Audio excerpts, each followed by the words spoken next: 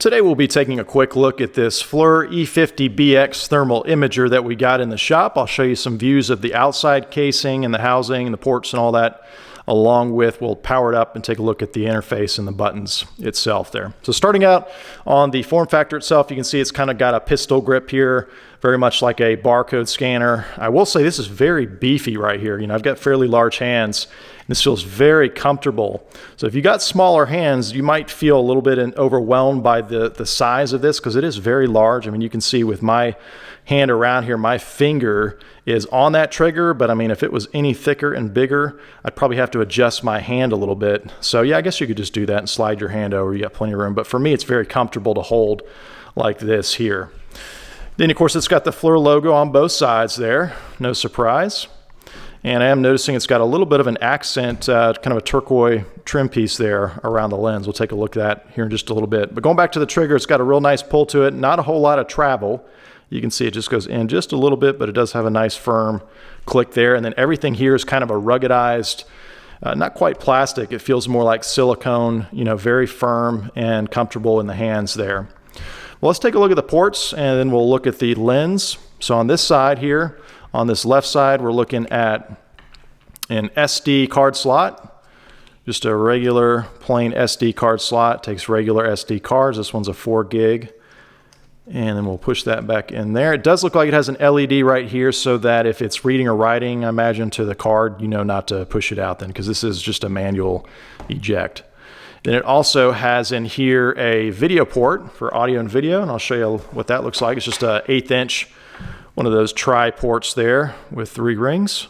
And then on the other end, you've got your analog left and right audio, and then your yellow for analog video. So kind of old school there, but if you wanted to show your client or customer what you're looking at there, you could put this on a monitor, I imagine, and show them. And then I'll just point out on these port covers, you know, there's some kind of waterproofing going on here because you can see how they've got looks like a double seal, really triple by the time you factor in this outside around all these ports there.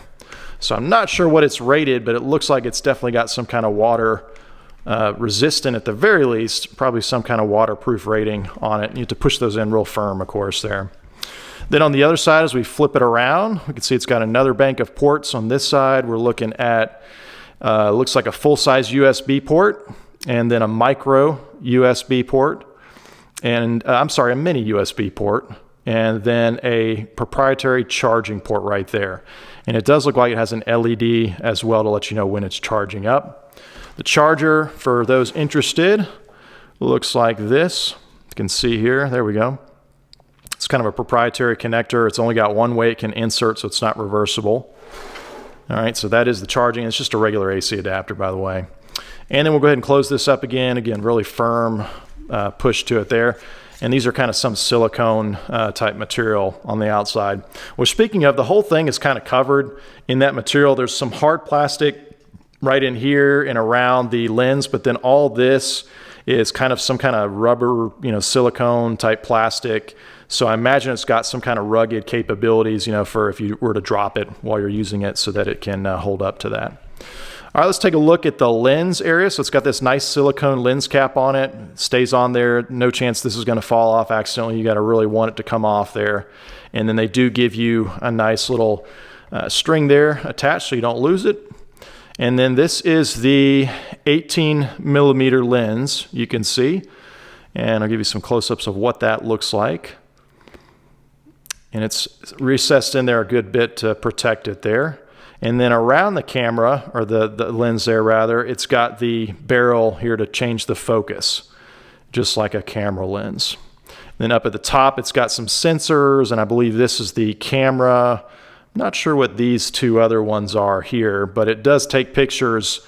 In addition to the infrared view, it'll take a visual picture so that you can, you know, if you're not quite sure what you took a picture of, it'll show that there. Got the FLIR logo on the lens cap. And then on the part that your hand goes around here, the kind of the grip, it's got all the regulatory information there. And then it does also have this kind of wrist lanyard you can put around your wrist so you don't, you know, drop it if you're up somewhere high and you might let go on accident.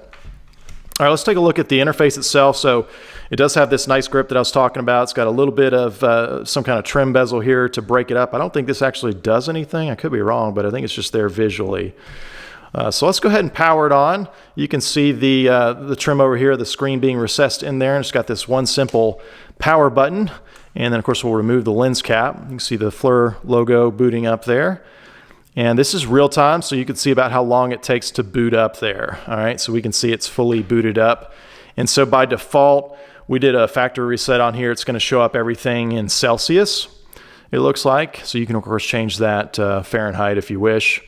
And so yeah, it's just going to default to that basic mode there. And then if you want to go into the settings, you're just going to click on this center button right here, and then you've got this menu at the bottom there. All right, so it defaults to the measurement one. We can do color. If we go to that, you can see some different, just some different color schemes there that you can choose from depending on what you're trying to show visually. Okay, you can set alarms there, different ones there. Okay, so yeah, different options there you can set on the color. So we'll put it back on the default one there, the iron it looks like. And if we go back to that center button, we also have a temperature scale. We've got auto, or you can set it manually. So auto, you're going to notice that as it detects different objects there, it's going to periodically recalibrate. For instance, if I just put my hand in front of here, I think after maybe 5 to 10 seconds, it'll recalibrate because it sees all one color and it wants to kind of adjust there. So that's what that's going to be doing there. And then here we've got lamp. All right, so that's one of those on the other side here. You can see that center one is a lamp. So if it's dark where you're shooting and you need a little bit of a light, then you can do that. You can see it doesn't affect the thermal image. It would affect the picture if you took a picture there. So that's kind of handy there. And then it does have a flash as well, so that when you take the picture, it's going to take a picture of what you're seeing here on the thermal, but it's also going to do this little camera up here as well. And so I imagine that flash then would trigger if you're in a dark area, so you can see what you took a picture of there. All right. Then we've got the image mode. We'll click into here. You've got thermal, picture, and picture. Okay, so then you can see it's overlaying the camera along with the thermal, so that's kind of handy as well. And then it's got kind of a mix there. Oh, that's really nice. So you can really see the two different mixed together there. It's kind of a nice blend. I like that. So let's try my hand so you can see. Yeah, it's a little bit harder to tell there, but yeah, it's kind of nice the way it overlays the two together there. Very nice. All right, so let's go back to the thermal. And then here we've got recording mode. So we've got single shot as an option, or video. So you can actually do video. That's nice. All right, so we'll leave it back on single shot. And then we've got some more settings under here. So I'll just go through these real quick so you can see. Let me hold it at a better angle here. Let's see if I tilt up a little bit. There we go. All right, so we've got measurement parameters you can get into. I'll just kind of scroll through these real quickly. Then you've got save options, photo as separate JPEG, okay? You've got add-on lens. So these are for different lenses, I imagine, that you could add on. And then we've got device settings. We've got camera information down here, so it's going to show your software, serial number, all that good stuff. Reset options. Got all that there. Region and time. You can set all that. That's where your temperature would be if you want to change it to Fahrenheit. Got your time and date, Bluetooth and meter link. All right, so I'm not sure how that syncs up, but that is there. Just kind of running through these real quick for those interested. And then it's got the Wi-Fi there and setup camera. And it's got all those as well there. All right, so that's pretty much what you're going to find under this menu there. And then let's say we were to take a picture here. So let's see, we'll just take a picture of my hand like this. I pull the trigger and there it goes, takes a picture. So then if you want to look at that picture, you can see it shows you that preview real quick. Then we can go to the play over here and it's going to show you what that one actually looks like. So it's grouping the thermal with the live image, and then you can just go up and down to cycle through those different ones there. So it does keep them grouped together. And then if you want to delete this one or make notes on it, whoops, let's try that again. Let's go back. Well, there we go. So if you hit that center button, you can do edit, note, voice, information, or delete. So we'll go ahead and hit delete there. And if you want to delete the whole, memory card, you got to go into the settings there before that we were in. All right. So that kind of gives you an idea of the different options there. And then it does have the laser as well. I forgot to show you that. So the laser is just going to shoot out the laser you can see up there. And, I think that'd be particularly helpful if you're not quite sure what you're shooting at and there's a bunch of different temperatures. You want to make sure you're hitting that exact object that you're trying to get a reading on. So then that's going to show you the center. And it looks like it's pretty good as far as the calibration on that. All right, so I think I've showed you all these different buttons there. That's going to be your back button if you're in menus and you want to go back easily. I also found you could just hit this left arrow there.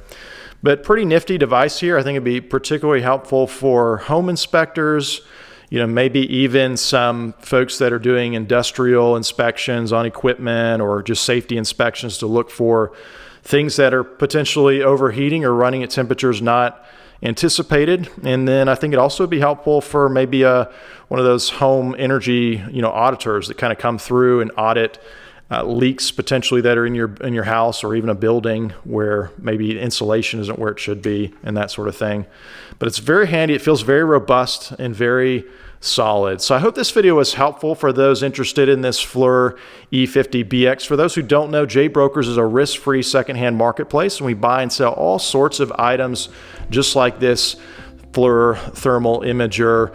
Our specialty is really consumer gadgets like iPhones and tablets and laptops, things like that. In fact, we have on our website nearly 3,000 common gadgets that you can get an instant cash offer on 24/7 from the convenience and safety of your home. So just check us out at jaybrokers.com. That's JAY brokers.com. We also do buy and sell a variety of other things that are a little bit more unique, like this FLIR infrared imager, or even custom gaming desktops, guitars, jewelry, things like that. And so if you're interested in selling something like this, you're going to click on the option that says Get Personalized Offer on the website. And then we will get back to you usually the same business day, if not first thing the next business day. Let me tell you two things that our customers love most about J-Brokers, and that is, first off, we always pay the agreed upon amount for the agreed upon items. There's no bait and switch gimmicks ever, period, okay? And then secondly, we always send out payments on the next business day after we receive your item, rain or shine. Doesn't matter what's going on in the world, that's something you can always count on us here at J-Brokers. But I hope this video was helpful. As always, thanks for watching.